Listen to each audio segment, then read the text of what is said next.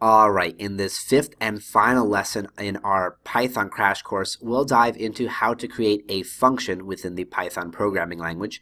And a function is just a reusable chunk of code. So it offers you an opportunity to define a set of statements or a sequence of commands that you can use over and over again. Now, functions can accept inputs, which are called arguments. Sometimes parameters are used to describe the names of those arguments. And functions can also return outputs using the Python return keyword.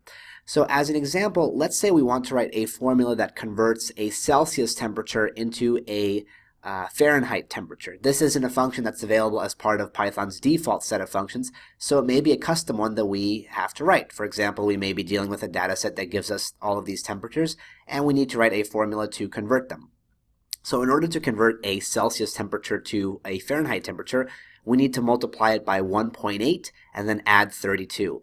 But we don't know what input we're going to get. We don't know what number or what temperature we're going to receive. So whenever we want to basically create a way that we can solve this problem over and over again, perhaps we're going to be getting different Celsius temperatures, but we don't want to keep rewriting this formula or committing it to memory, we can store it within a function. We create a function by using the def keyword, that's short for define, and after a space we write the name of our function. So I'm going to call this function convert to Fahrenheit.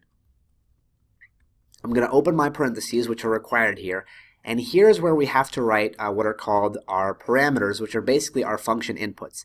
And this function of mine is going to take one input. It's going to be a temperature in Celsius. So I'm going to call that input Celsius temp. So within my function body, Celsius temp is going to represent whatever number the user is going to give this function. Afterwards here, I have to place a colon and then do a line break. And Python bases its function definitions on line indentation. So the function body, which is basically the interior of the function, has to be indented. So you can't just start writing code here. It won't work. It'll trigger an error. So we have to make sure that we do either a tab or 4 spaces here to start writing our actual function body. So what do we want to do with the argument, which is called Celsius temp? Well, we first want to multiply it by 1.8. So let's create a variable that's going to store that result. So I'm going to call it, let's say, product. And it's going to be whatever the user gives me as the Celsius temperature times 1.8. And then I'm also going to create a variable called final.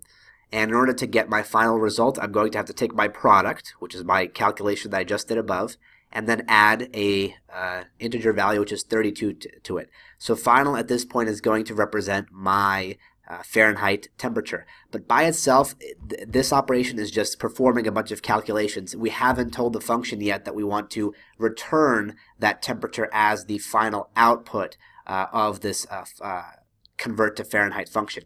In order to do that, we have to use the return keyword followed by what we actually want to spit out, or what we want to basically give back to the user. And that's going to be the value that's stored in my final variable. So when I execute this with Shift-Enter, we've added this new function. And now, in order to call it, we can just reference it, like convert to Fahrenheit. And here I could use tab completion by typing just a few letters to begin the function and then pressing tab, and it'll automatically fill it in. And whenever we call a function or invoke it, which basically means we just say that we want to use it, we have to write the name followed by a pair of parentheses as well. And then within those parentheses, we write our custom arguments or our inputs. So in this case, we just need to provide one argument, which is going to represent our Celsius temperature. So for example, if I give a value of 35, what it's going to do is take this value and put it through this entire list of processes. It's going to multiply it by 1.8 here. It's going to add 32. And it's finally going to give me back the final calculation, which is stored in the final variable. And so 35 is equal to 95 in Fahrenheit. And the great thing about this is now I can completely forget about what this formula is, because this function is basically going to take care of all the work behind the scenes. So if I come back to this project in a week and I don't remember any of this actual conversion temperature information, but I know that this function serves a purpose, I can give it a brand new value like 20, and it's going to repeat the exact same code, or I can give it something like 10, or for example negative 20. And it's going to just keep running that exact same operation over and over again and keep giving me that proper output. So a function, as you can see here, is really optimal for situations where you have code that is likely to be reused or called upon a lot. and you don't want to keep rewriting these calculations manually over and over. Rather, you want to basically save them and save them in the form of a chunk of code called a function, so then you don't have to re-execute and duplicate your code each time you want to perform a similar operation. So that's a quick introduction to functions within the Python programming language.